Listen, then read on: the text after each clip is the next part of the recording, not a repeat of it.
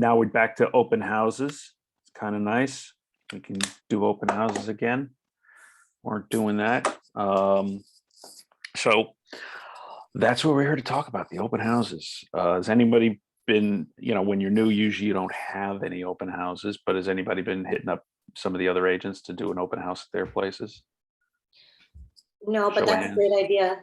Well, it's a great idea. I did one of Rob's open houses in Highland Park, but definitely looking to reach out to more agents and help them out with their open houses as well.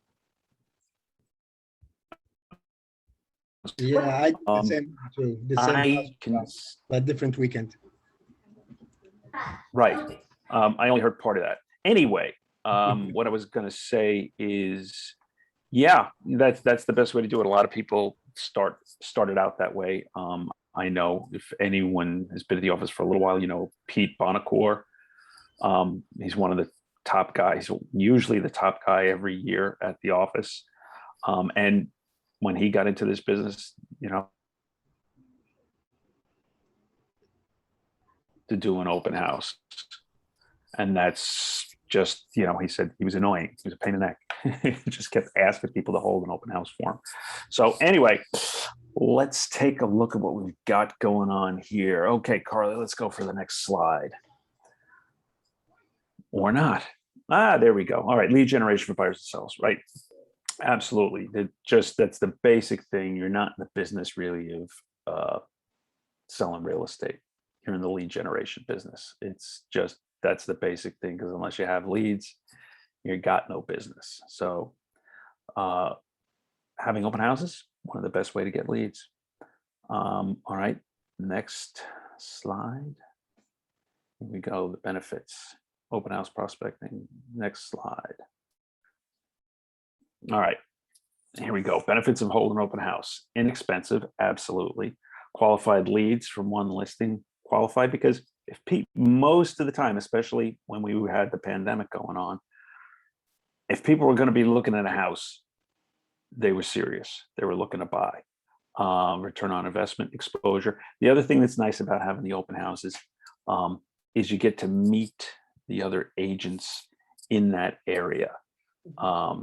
Not only do you meet buyers, sellers, but agents in that area. So once you've got a relationship, hopefully, with some of these agents, then you'll get into business with them. They'll remember you from the open houses and, go, yeah, no, I remember. I remember Brandon. I remember him from that open house. Seemed like a good guy. Yeah, let's do a deal with Brandon. All right. Next slide, please. Open house prospecting model. Okay, yeah, so open house isn't just prepare, prospect, pursue, right? So it's not just you go there that day and, you put up the sign. There's a little bit more to it than that. And, the more you do, the more you're going to get out of it, 100% of the time. Yeah, there's just a lot more to it than just putting the sign in the window. So let's just ask questions. Anybody have any ideas as to what you could do prior to holding the open house? Renee, what do you think? What could you do prior to having the open house? In terms of like, if I'm gonna host one, if you're gonna host one, I'd say, okay, you got this open house. It's up in Hollywood Hills. Provide a sign-in sheet, some refreshments, perhaps, like water. Yeah, all that's good. But what could you do that's going to help you get buyers or get clients, sellers?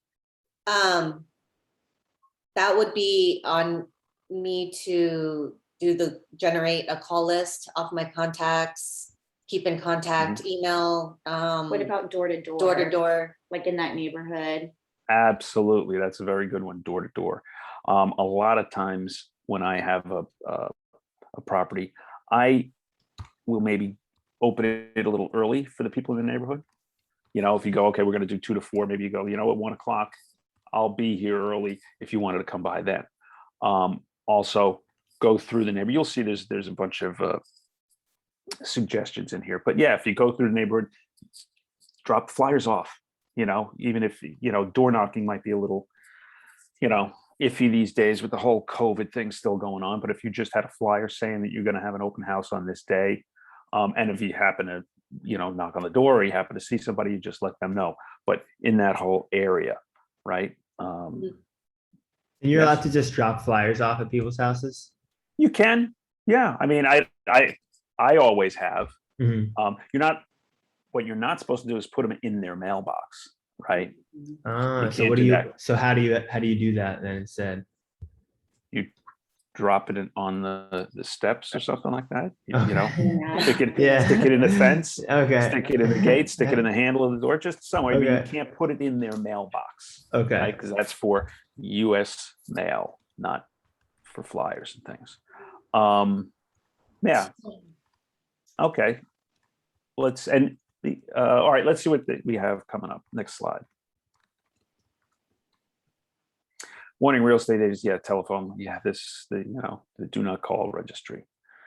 Right, we're not supposed to call. Okay, so here we go. Monday. What are they saying Monday? It says select your open house location and time or volunteer to host an open house for someone in your market center. Location, time, traffic patterns, local practices, time. Yeah, local practices is important because there are, I can speak from experience. You're not allowed, if you have a house that's in West Hollywood, you're not allowed to put out signs like the directional sign here, open house, going over here, going over here. They'll confiscate them and they'll take them. And they won't tell you they've confiscated and take them. You just know I put out 7 signs and now I only have 6. What happened to that sign?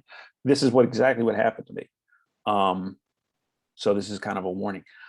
The property I was listing was not in West Hollywood, but it bordered West Hollywood. It was just over the border. So I had put a sign out in West Hollywood. Well, like I said, there was a lot of activity right there. I figured some joker just grabbed my sign and, whatever. Towards the end of the year, I checked my mailbox at the office, which tends to be more of an envelope, a file. And there's a letter in there from the city of West Hollywood that they took my sign. And if I don't respond by this day, which was 6 months ago, they were going to destroy it. So they did destroy it. 1. 2, they fined me.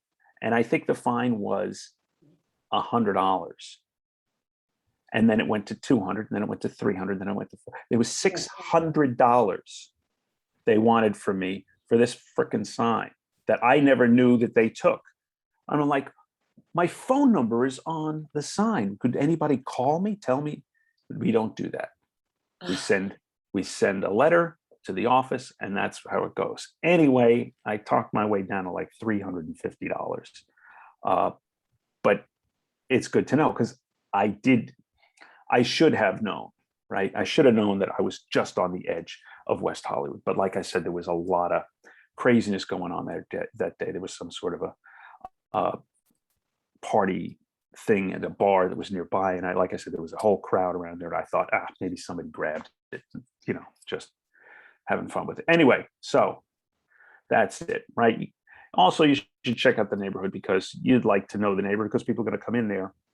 I'm saying if you're not familiar with it, because people are going to come in there and they're going to ask you questions if they're not familiar with it. And you'd like to be able to answer in an intelligent manner, right? So certainly check out the location, traffic patterns. When you're going to put out your signs, you want to know you're going to put out your sign with a lot of people going to see it. Unfortunately, sometimes you have a street and you're going to be on the dead end and there's only one place to put the sign. So there's not any, rocket science to that part. All right, next slide. Time. We're going to do open houses when everybody else is doing their open houses. Unless, of course, there's maybe a certain event. I mean, I had a property that was up in the Hollywood Hills one time. It was over by Yamashiro. Does anyone know that? Hollywood Bowl, Yamashiro restaurant? Yamashiro restaurant. Near the Magic Castle. By the Magic Castle, exactly. And in the evenings, I think it's Wednesday evenings, they have a fresh air open market. Now, this was a nice house, nice area, looked great at night. So I figured, what the hell? I'll have the open house up there at the same time, because people actually could walk. It was right around Yamashiro. You could walk to Yamashiro from this house. So people were either driving their cars or walking past, had an open house. It was pretty successful. And I mean, if I wanted to do it even more so, I could have, had someone like one of you guys or whatever ask you to go up there and, hand out flyers and say, oh, we're having an open house down there. And of course I had a little food and, stuff like that. So that's another thing about knowing the area, knowing, okay, on Wednesdays from 7 to 10, they have this fresh air market up there. So something, again, hopefully you'll know the area, but if you don't, learn about it. Okay, next slide. Tim, Yes, question. of course. So the best way to get to know our agents to volunteer, for example, Brandon, how did you get together with an agent to do an open house for Rob? Yeah, I connected with Rob in the beginning of when I hung my license and just talked to him, and he let me know that he had an open house coming up. So just introducing Just put yourself. yourself out there. Okay. Yeah, just maybe showing up at the office, introducing yourself, and seeing if you can provide help to them in any way. Okay. There's also intranet. You'll see, I mean, if you go to the team meetings, see the team meetings, that's also a way. If you see someone, say, that has an open house in, a neighborhood you're familiar with, or somewhere where you would like to work, because in the team meeting, you have the new listings, and someone says, oh, new listing in Silver Lake, and you're going, hey, I want to, establish myself in Silver Lake. Reach out to that agent. Hi, I'm new in the office. No, people like to help, right? Yeah. So you just ask. There's also, like what I was starting to say was, there's also like an internal email within the Keller Williams Larchmont. And so you could post something in there too. Say you're looking for an open house. People don't read that. It's not as, say, proactive as just reaching out right directly to the agent to do that. Yeah. So yeah. Rob, he emailed everybody. Sometimes he emails everybody. That's how I got my open house. He emailed and he said, like, I need 2 new agents and 1 experienced, and whoever emailed first, him first, he will get the spot. You know what I mean? Yeah. So email from him. Something else on, here's the thing. Something else you got to really consider here. Now, if I have an open house and you're helping me, say, right, you're not, it's a huge house, right? And you're a younger agent, whatever, you're going to be gaining some experience. The leads that come in then, those are going to be my leads, right? Because this is my open house, you're assisting me, and those buyers, those sellers, whatever, those will be mine. And you should find this out beforehand with anyone you help. Now, if I have the open house and I'm not holding it on Saturday, and you say, I want to hold it open on Saturday, that's your lead. I don't want anything to do with that. That's, if someone comes and says, oh, I really like this house, but it's not quite right, but I'm looking for a house, another different $6 million house, and I don't have an agent, and you click with that person and they're going to work with you, that's yours as far as I'm concerned. Are you talking about you? Oh, sorry. Well, what I'm talking about is someone comes to an open house. They look at the house, it's not quite right for them. They want to buy a different house, but they have no agent. And they say to you, Brandon, they say, I don't have an agent. You go, well, I actually know, because you were at the team meeting and you know about this other house down in Santa Monica that sounds exactly like what they want. Right. I happen to know about another house, and I could help you, I could get you into that house. And they go, okay, great. And you guys go off and you get the deal, and that's your client as far as I'm concerned. Right. Now, there are some agents that don't think that way. they'll say to you, any client that, and maybe they don't say it, but they should say it right up front. Any person you pick up as a buyer or a seller, I get half of that. That's mine as well. So make sure you're clear before you do the open house. Ask them, okay, so if I get any leads from this, what's the deal? Are we splitting that, or is it mine exclusively? What? But find out, because it can lead to problems. So Right? if the agent says, actually, no, it's gonna be all mine. Then you might say, well, I'll hold someone else's house open, or you can negotiate. Let's see how your negotiating skills are. Right? Yeah, Right? yeah, You say, well, I really, it's really not any benefit to me to hold your place open if I'm not going to get to keep any of the leads or get any of the money. That's why I'm hoping to do it. And even if someone holds an open house for you, say, you don't want it, you want it to be established right up front. You don't want it to be messy after the fact, right? right. So that's just a word to the wise, because it's not something, it's not, it happens, and it's not something you really think about early on, and it's something that the other agent, more experienced agent, usually has a way that they work on that. So find out first. Okay, let's go to door knocking.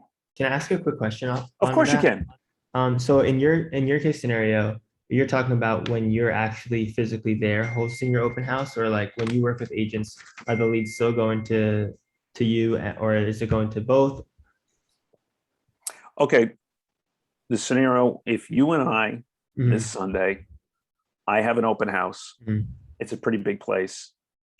I need someone just to be upstairs Helping, right? So I'm downstairs hanging out with people as they come in. When they go up and look at the second floor, you're there, just blah blah blah. Any leads that come, then those are mine. Right. Okay, even if they're talking to you upstairs, they're mine. Now we do that Sunday. Tuesday, you want to hold there's a broker's open. I don't want to hold it open. I've got plenty. And you say, hey, can I hold that open on Tuesday? I say, sure. And somebody in the neighborhood comes by and says they want to buy the house, or they want another house, or they're looking, whatever it is, that's yours. This is the way I work. Got it. I'm not saying this is it. Some other agent might say, sure, you can have it open Tuesday, but any leads that come in, we split 50-50. Or any leads that come in, we split 70 for me, 30 for you. Whatever it is, but find out. So discuss with them what that's going to be then. What that scenario will be. Absolutely. Yeah. I'm just telling you how I work.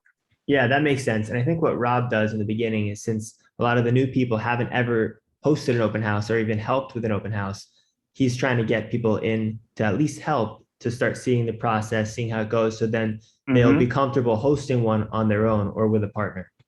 Correct. Yeah. Correct. Okay. Door knocking. We have 5 minutes to talk about door knocking. Okay. Name the campaign. Oh, so social ad campaigns, right?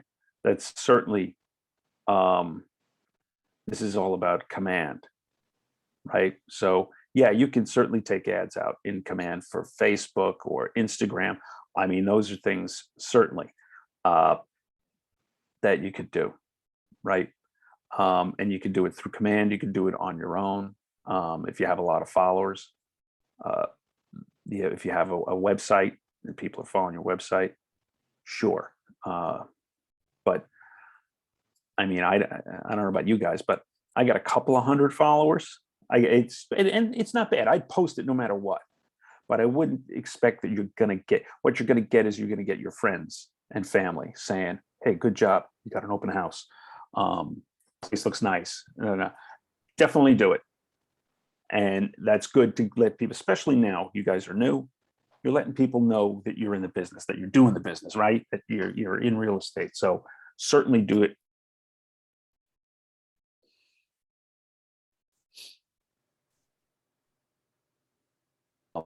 Random person that doesn't know you saying, oh, hey, look, he's open, Renee's holding an open house. Why don't I go over there?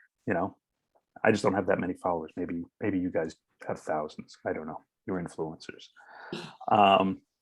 So I have a question. Okay, go. If you do it through command, you'll get more viewers, or you get more than your friends, or?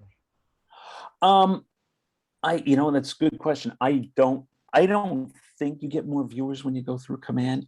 I think you'll get more viewers if you have Facebook and you post it, and then you are able to boost it, right? You pay money and then you boost it, then you'll get more viewers for sure. So still going to the Facebook rules, I guess, social media rules, right? Right, exactly. And when you do that, you'll get a lot of, and there are certain rules in that. And there are some webinars that we have, but you have to designate it that it is a real estate and that it is an ad, because sometimes you'll get Facebook will like kick it out. You go, I put in this ad, I paid the money there, and then it was declined, and it was declined. It gets declined because you haven't put in the designation that this is an advertisement for real estate. So just beware of that. I've had that happen, and you're thinking, what am I doing wrong? And it was like, oh, I didn't click the little button that says this is an ad for real estate. But yeah, that absolutely, and you can get leads that way for sure. You can, especially if you're boosting it, and you can do it for not a lot of money. I can't remember. There's a whole thing. This like $1 a day or $3 a day. Something like that, but it's Lab Coat Agents. Anybody go on there and see their stuff? Lab Coat Agents. Yes, no, they have a lot of YouTube videos. Write it down. Okay. Lab Coat Agents. Guy's name is Tristan, Tristen.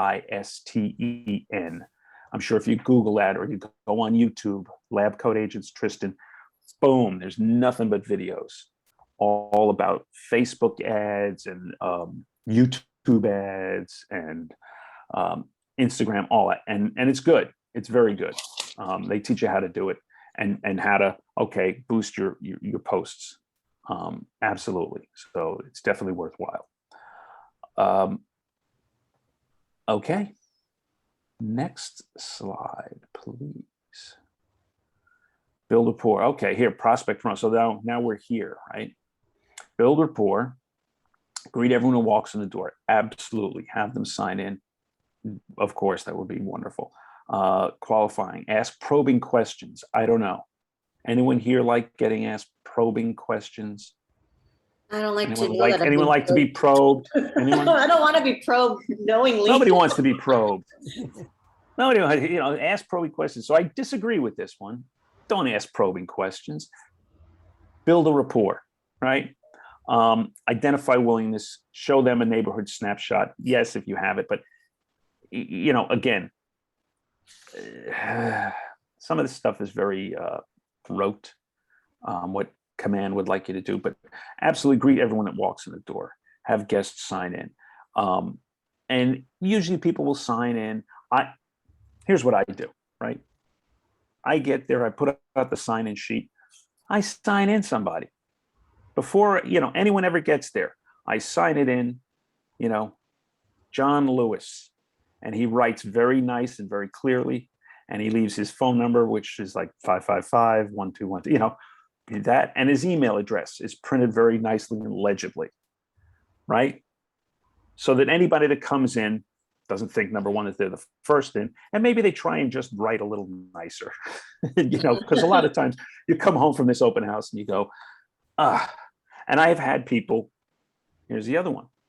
People go, yeah, and you'll ask, and you say, look, the owner, the seller, just likes to have would like a list of everybody that's coming. If you could sign in, please, I'd appreciate it. People usually will. A lot of time, they just sign like this. Then they walk around the place. You build a rapport, and they say, yeah, I'm looking for a place, but this isn't quite right. And I said, well, you signed in, right? You gave me your email. I'll send you some stuff. And they'll go, yeah, wait, I gave you a bullshit email. Let me give you the real one now.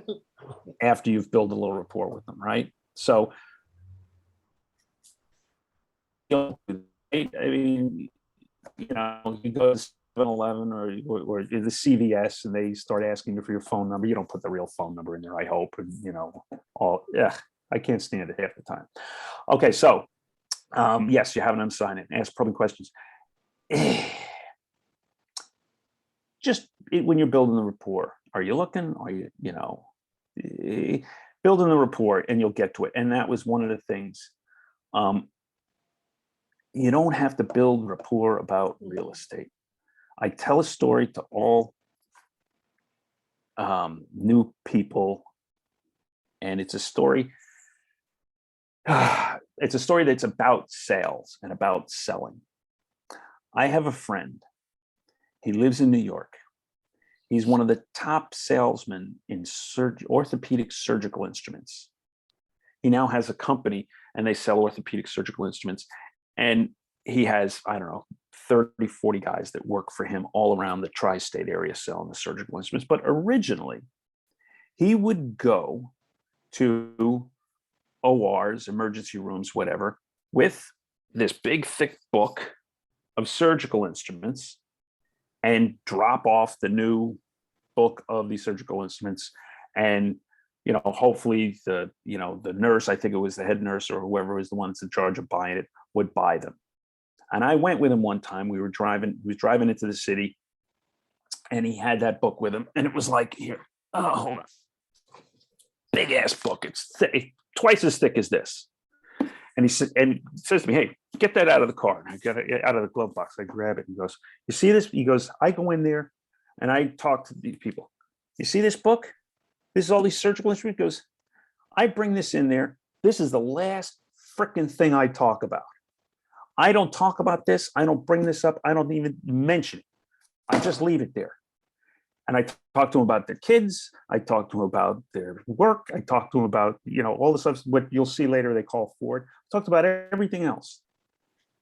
And then I leave and I'll get an order for $7,000, $10,000 worth of surgical instruments because I build a rapport with him. He didn't say build a rapport, but that's why. Because there was another guy that we know. He goes, you know, Jim talks about this and he bores the shit out of people.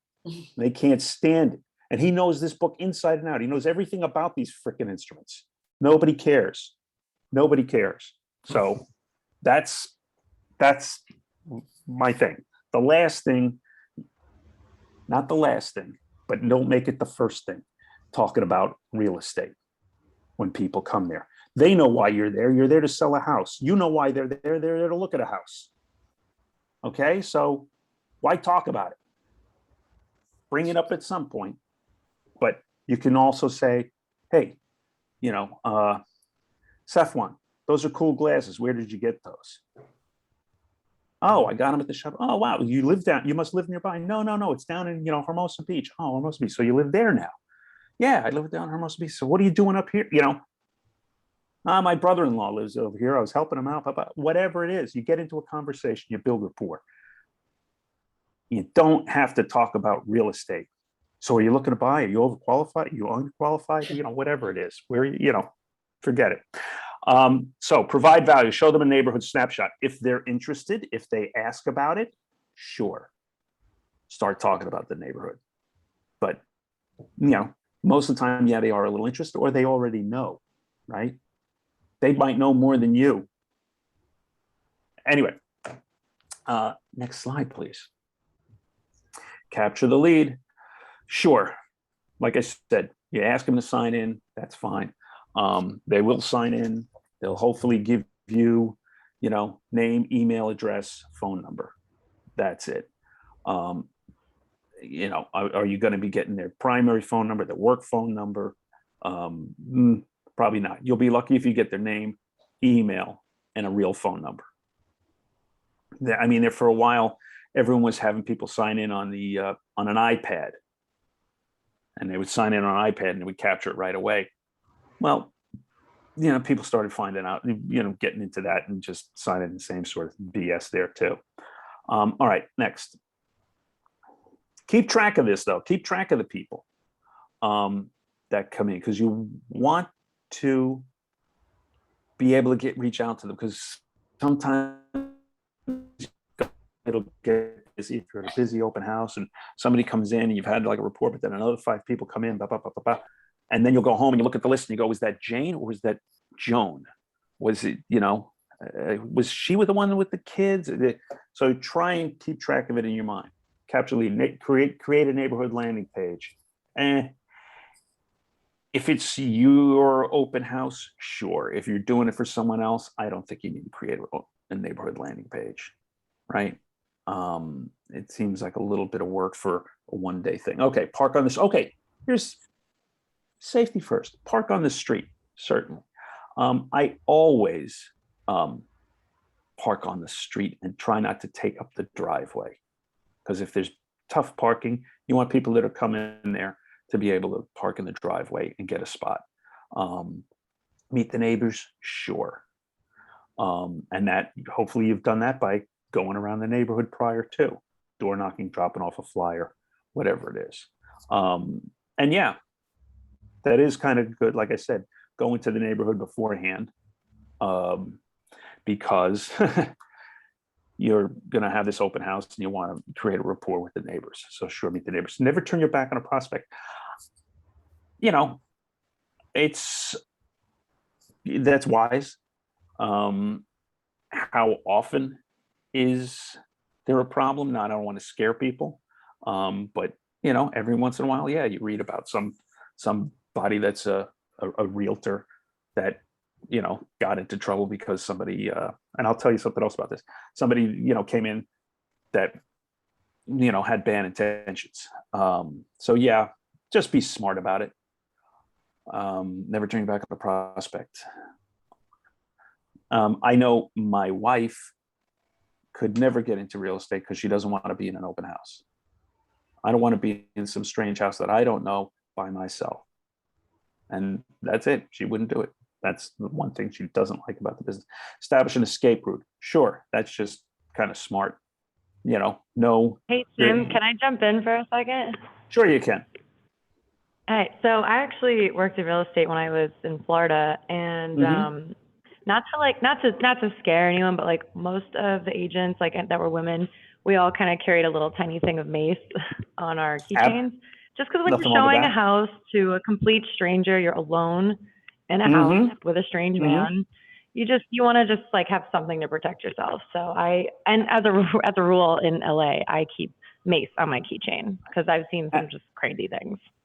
Absolutely. I agree with you 100%. Yeah. So, and that's part of the never turn your back on a prospect. Yeah. And like Carly said, I don't want to scare you, but you got to be smart, Do you host open houses by yourself, or do you generally try to have some other people with you? Yeah, most of the time it's just me. I mean, I've got a couple of duplexes coming up, so I'll have someone else because it's 2 units, for sure. But yeah, and if you have a place, it's 2 stories for sure. But here, I could tell you a couple. There's all kinds of stories. You have people coming in that maybe they're not there to harm you, but they might be there to lift something, right? Take some valuables they might find. And I've had people come and, it might be a group, a family, or 3 or 4 people. And they come in and they seem to kind of create chaos. And they're not really looking at the house. You can tell when someone's, and one's going off in this direction, one's going off in that direction. You're kind of like going, all right, what the hell's going on here? And yeah, that's when it would be nice to have 2 people. That might be a point of going, hey, please come back here, whatever. You're going to have to manage that situation. And that has happened. I'll tell you another thing that's happened, and this is crazy. It was a big house. It was in the Hollywood Hills. And I was upstairs, and it had 2 levels down. So up here in the hills, people were coming in the front door, and we're talking to them. And then you'd show people, that's a house where I would have someone with me. You'd show people the downstairs, and again, you could tell. At some point, I saw somebody, had, wormed their way around the side of the house. They were coming down and were trying to come in up the back. And I'm like, I had to, tell them to get the hell out of there. But it was like, what are you doing? Well, I was trying to find, can't just right the front, bullshit. You don't belong, get out of here, go. And they did. But that same house, and this is very important to everybody, that same house, big, a lot of windows, a lot of doors. One time, again, all the way down at the bottom, like in the laundry room, somebody had been there in the open house at some point, because I can't watch everybody the whole time, and had unlocked the window into the laundry room and left it unlocked. So now I know it was locked. The owner knew it was locked. But when I locked up the whole place, at the end, I'm locking everything up, and I see this window. I'm going, that's odd. Somebody opened that window. And they left it open thinking, okay, 4 o'clock, Tim's going to go home. I can jump back in, climb in the house, and, find, steal stuff, because it was a high-end house. So make sure you lock everything up. That's important, as well as know an escape route. I always like to know, if there's a problem in the front, I can get out the back, or vice versa. All right, let someone know where you are and when you'll be done. Absolutely. Absolutely. And that's part of, back to that's part of door knocking. I mean, sometimes back in the day, you'd be door knocking, and you knock on the door. Oh, Tim, I did work in real estate. And you're like, oh yeah, no, I've been thinking I might want to sell my house. Come on in. Tell me what you think about it. Now there's a recipe for disaster, right? You just met this guy 2 seconds ago, guy, gal, whoever the heck it is, and they're inviting you into their house. First of all, I don't know many people who do it, but I've had people do that. And somebody, oh, hold on a second. I just gotta call my partner, let him know where I'm going, or whatever it is. Got to call my partner, my secretary, my office, whoever the hell it is. But you don't want to just go, walk into somebody's house willy-nilly that you don't even know. Yes, so let people know where you are, what you're doing. Charge your cell phone, and everybody's got I hope everybody's got one of those portable chargers. You can charge it yourself if there's no electricity at the place, whatever. All right, next slide. Okay, follow up and convert. Yeah, follow up, right? Fortune's in the follow up. So you've connected with these people, you've got their information, and hopefully they decide they want to buy. You'll set up a buyer evaluation, what they're looking for, what their price range is, are they pre-qualified, and all that stuff. So yeah, so follow up, convert them. They come be somebody you just met, a lead, into a client. And then you see it goes, okay, you found a house, now they're under contract, then you close it, and then it goes back into the funnel there, because at some point they'll sell that house. And who are they going to call? They're going to call you, as long as you've stayed in touch with them. All right. Next slide. Best practices. Okay. Host. Oh yeah, these are some interesting. Host a speaker. I don't know about that, but I know at times, if you're looking and you're hosting an open house, I mean, places are selling like crazy now, right? They're selling very quickly, so over asking. So, I don't know why you would be hosting a speaker, but you could have. There are people sometimes that'll come and do the open house with you. Maybe they're a lender, right? Or a title person, or a contractor, or somebody that, especially if it fits the house, right? If the house is a fixer, you can, certainly maybe a contractor or somebody like that would want to, be there with you. My phone's ringing. Offer a gift. Yeah, there are people, again, there's so little inventory. I don't think you have to offer a gift to get people to come to the open house. But people do that, have a raffle or something like that. And sure, get the house again. Hopefully, if you're hosting it for someone else, hopefully that agent has gotten the place in shape. I always like to get there early, because you're going to get there early. You're going to turn on the lights. You're going to open some windows. You're going to, present it in the best light possible. Yeah. So ideally, if it is your listing, you've taken your listing and you've already got your clients to, declutter the place, maybe do a little touch up, a little fixing a few things, but it all looks nice and go live. I guess if you wanted to do a podcast or something from there is what they're talking about. Next, any questions? Questions, thoughts? No. No? Okay. Okay, here we go. Best practices again. Do welcome the visitors at the door. Sure. Get the house in showing shape. Think safety first. Of course. Don't leave valuables. Yeah, for sure. Don't have messy meals or snacks. Yeah, you don't want stuff that if you're offering things, you don't want stuff that they're going to have to,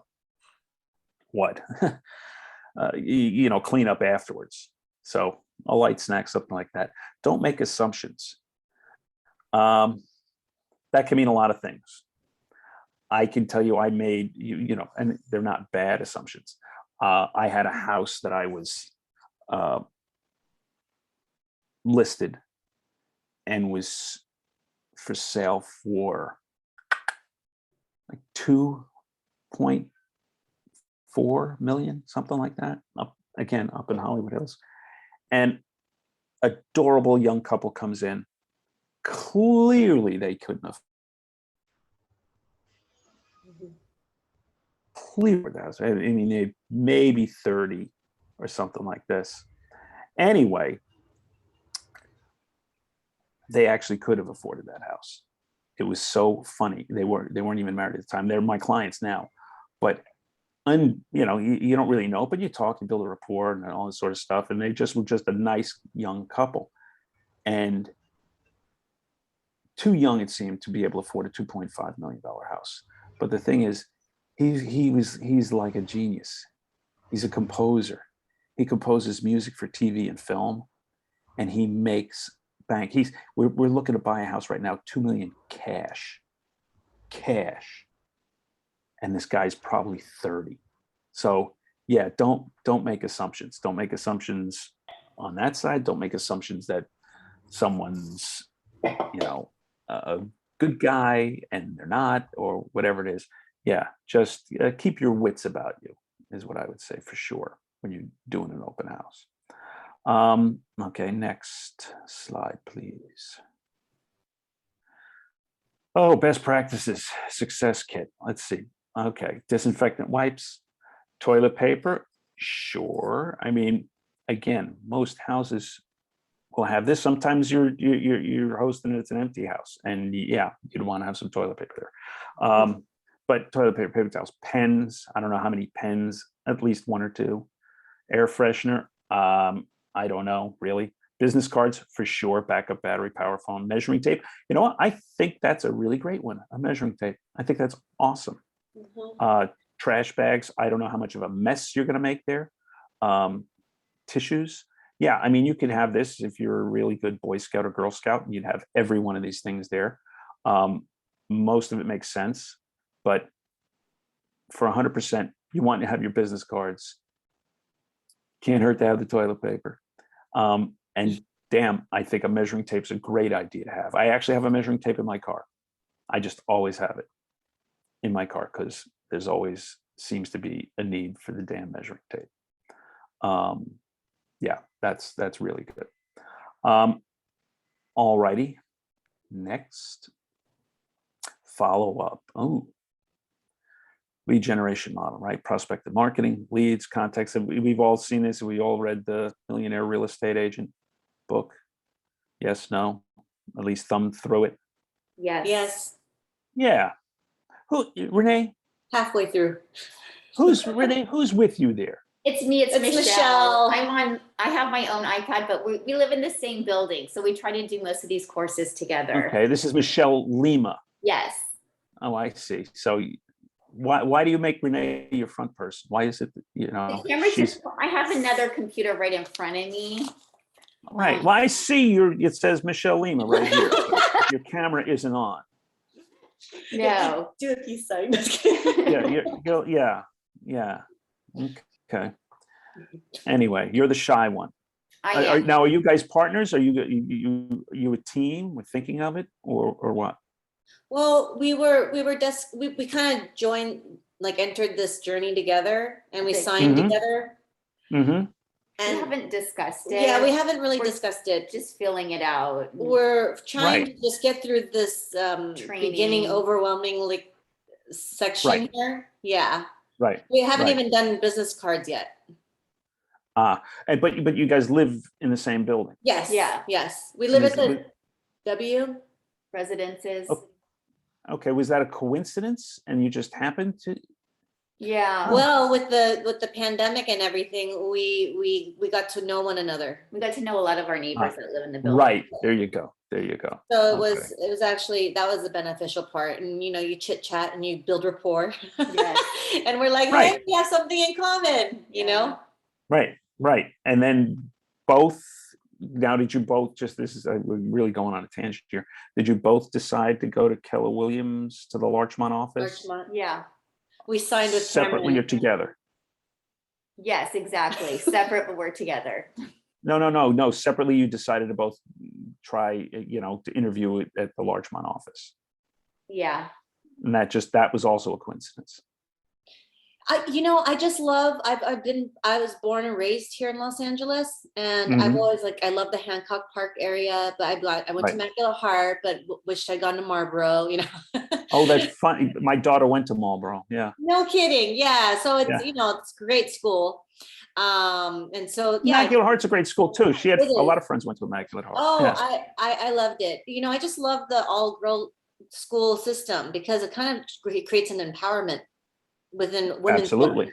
life, So, Yes, I absolutely. was like varsity, and I was a jock, I was the jock of the school, and Well, it's we kind got of to talk. What was your sport? track and field and cross country. Track and field and cross country. Okay. When did you graduate? 95. A while. Okay.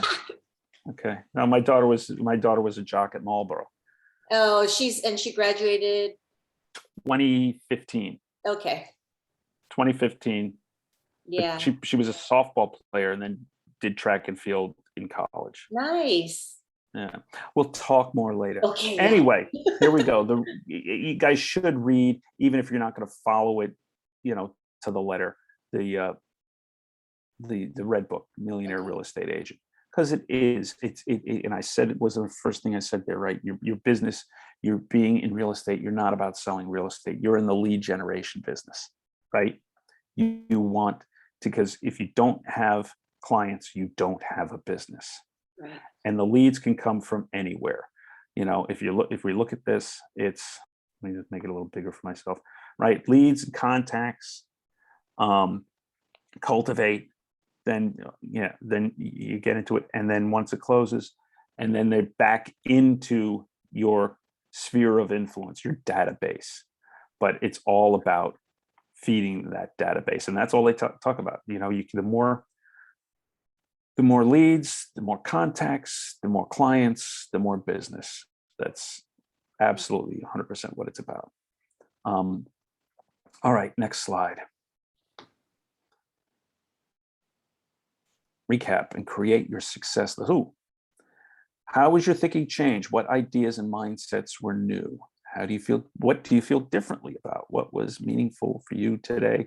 How will your behaviors be different going forward? What actions will you take going forward? What tools, model systems will you definitely use? How will they make you accountable? All right, let's go through all of these. Sefwan, talk to me, man. How has your thinking changed? Think about it. Okay, Brandon. My thinking has changed in one that you have to obviously constantly lead generate prospective clients, but also really focus on building the relationships with the other agents in the office, right? Because this is about getting open houses, right? And how are you going to do that? By building a relationship with the other agents and showing them that you want it, showing up, and and reaching out and introducing yourself. Michelle. Yes. How's your thinking changed? I think it's changed by not just like you said earlier, by building rapport, not making it all about real estate. It's really about building relationships and friendships with people Exactly. that can Exactly. lead to selling something. Right. More important than say talking about real estate, I would say, is being knowledgeable about real estate. Because if you build the rapport, here's the other thing, right? You can build the rapport and they can like you and they could be a good friend. But if they say, Michelle's great, I really like her, she's, I'm so glad she's in my life, I'd never trust her to sell my house. But I'd hang out with her, have a cup of coffee. There's a story about that. Right. And it's in the entertainment. I love telling stories, don't I? It's about the entertainment business. It was some agent, and he was an agent for actors, and he wanted to represent. And I'm might be making this part up, but this was, and maybe this is all bullshit story, but he wanted to represent Steve McQueen, this guy who was one of the top actors back in his day, Steve McQueen.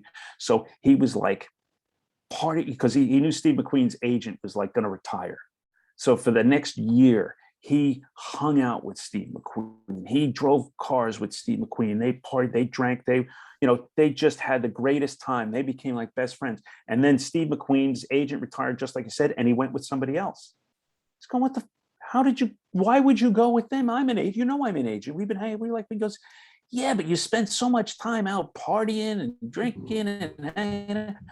Why would I want you as my agent? So, yeah, establish the rapport. And part of establishing the rapport is making it so that you would be that trusted resource. I mean, I know all of you that have gotten your licenses recently.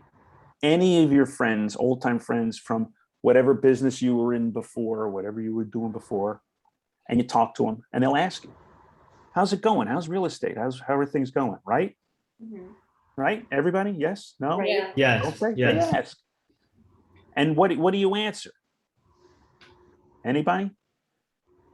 Um, Oh, I don't know. I just got started. yeah. So I was going to say, yes, a response like that. However, a learning that I got here is that it kind of changed that perspective and kind of have a little more confidence in yourself when you're, and an image is important. It is, to that degree, and just explain that, we work with a great team and we're being mentored and coached, and we're not doing this solely on our own. It's a team effort with really skilled individuals. Right. But and this is just a little extra advice. This is what I really feel is true is who reads the business section of the newspaper here? Anybody? Read it. Read the business section of the newspaper, because it's like a crystal ball into the future. You'll read that thing, and all of a sudden, you'll read it, and it'll say Trader Joe's is expanding in Southern California. California. They're opening new stores in Glendale, blah, blah, blah, blah, South Central, here, there, and everywhere else. Now, what does that mean? Well, it must mean that Glendale, South Central, whatever, those neighborhoods are coming up. Why else would they be going there? There seems to be more people with more disposable income, buying homes, blah, blah, blah, home price. So if you read that, you gain, otherwise you'll be driving down the street and you go, oh shit, look, there's a new Trader Joe's.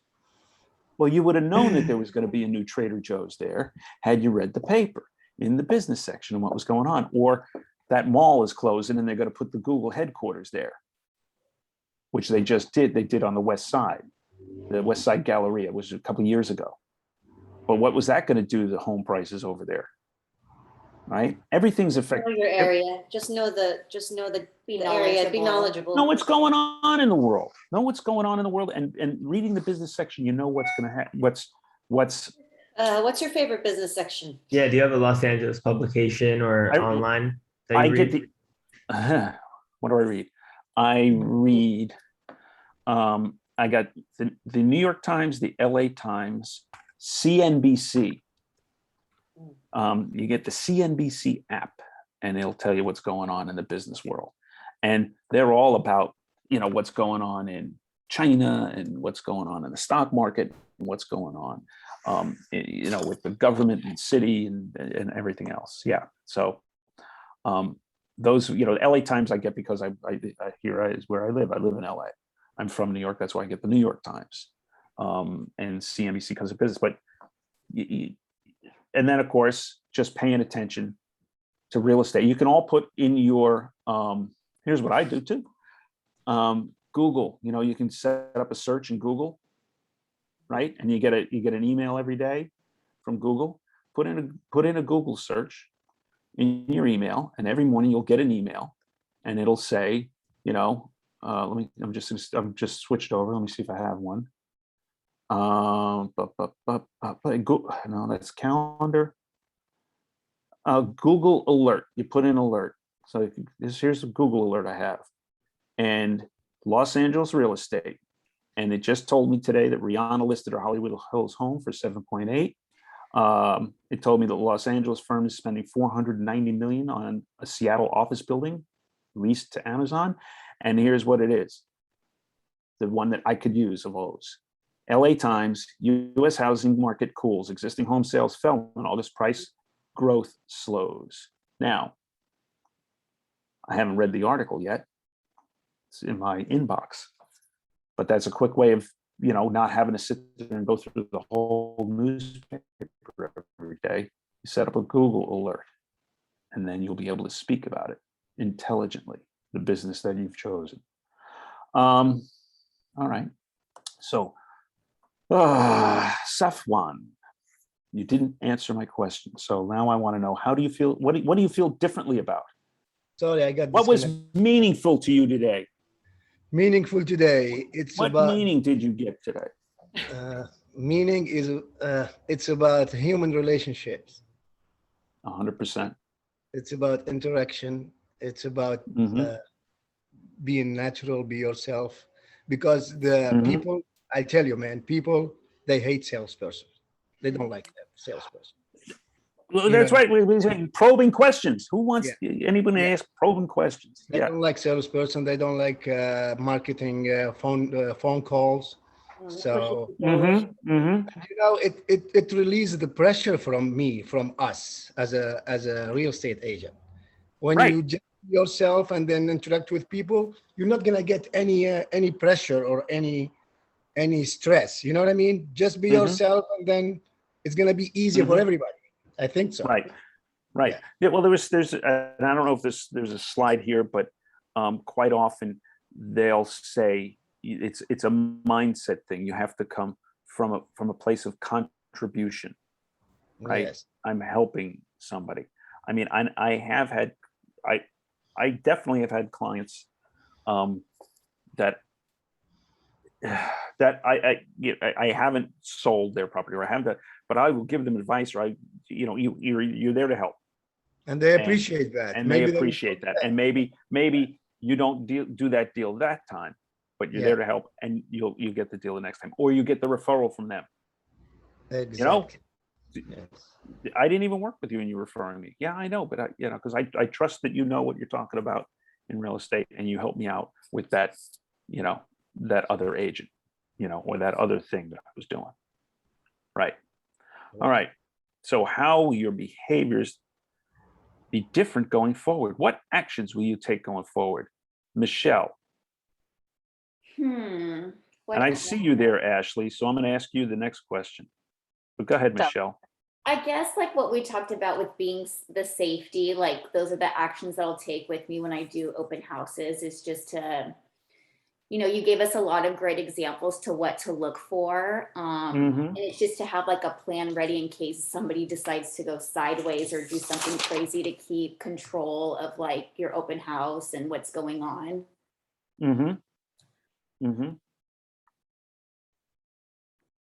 All right. Let me see. Where are we now? I would give them like informative action. Like I will give them information that it will help them to make the last decision. regardless of they're Right. gonna hire me or not, you know? Yeah. Ashley, we're down to Hi. what tools, models, or systems will you definitely use? I Hmm. mean, I don't really have a system, but I really like the idea about the measuring tape. I'm definitely going to be using that There because you people go. have asked me about dimensions before, and I'm like, well, I have my Apple iPhone measuring tape. I don't know if that's trustworthy. Right. So I think that's a great idea. Yeah. I also got a big aha from you're not in the real estate business, you're in like the lead generation business. That really popped out to me. Yeah. And the other thing, you know, what tools, models, everyone should also go, like I had said, go onto YouTube, Lab Coat Agents. Mhm. The guy's name is Tristan. But if you go there, you just, you know, put that in there, you'll see tons of videos. And especially the ones about Facebook ads are really good. Facebook ads and Instagram for your listings, because they really are easy and don't cost a lot of money, and make you look good. So I would definitely go on there too. Yeah. Thank you. Yeah. Okay, so next slide. I think we're near the end here. Daily success habits: contacts added, conversations a day, handwritten notes, home previews per week. Yeah, you should do all. You know, I think people's scripts are very important. I also think, you know, people get into a cycle where they lead generate, and then they get busy, and then they get a couple of listings, and they sell a few houses and things, you know, and they let the lead generation go. And then what happens is those homes sell, and those buyers move on, and now you don't have anybody. So you lead generate, and you get more business. So your business goes like this, and then it goes like this, and then it goes like this, and it goes like this. Ideally, you will do that lead generation all the time. You know, make those calls, that previous slide, make those calls, make those contacts, talk to those people.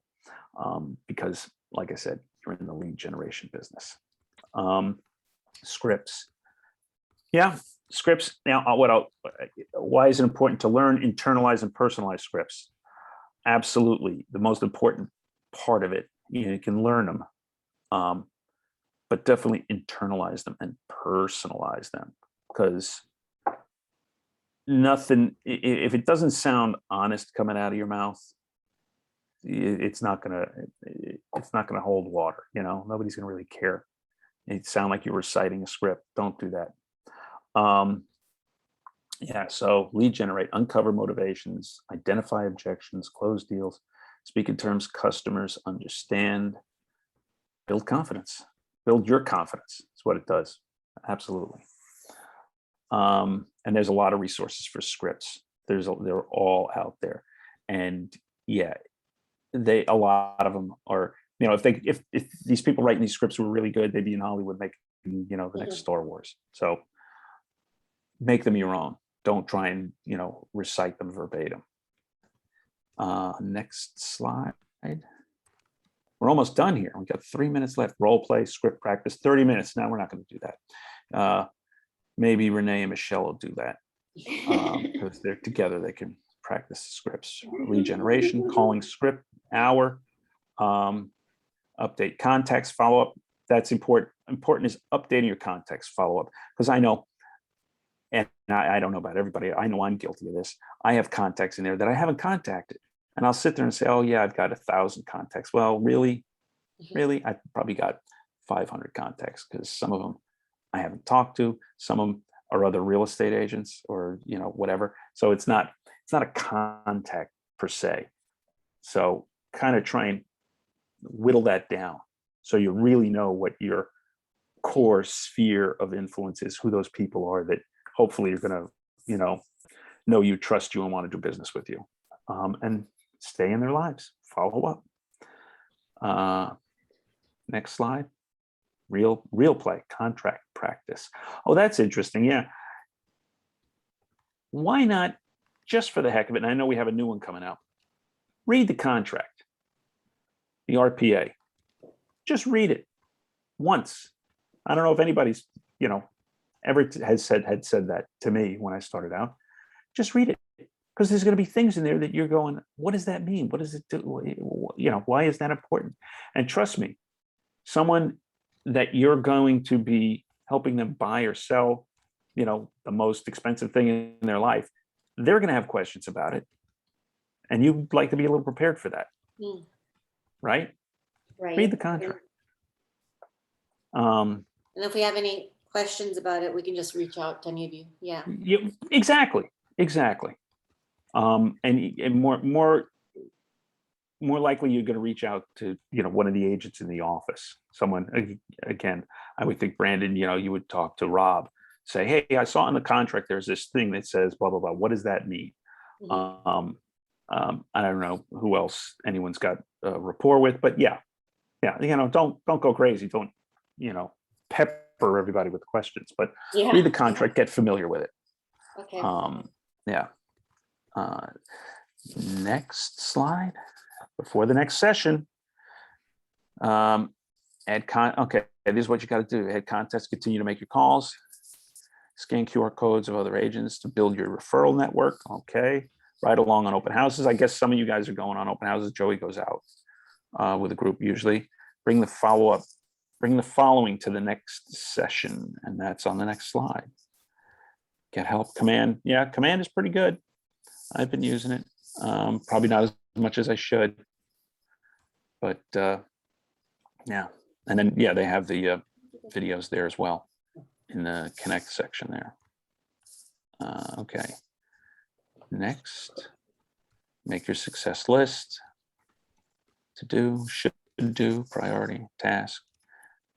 Oh, please complete the Ignite survey. Hey, can we go back to the Ignite survey?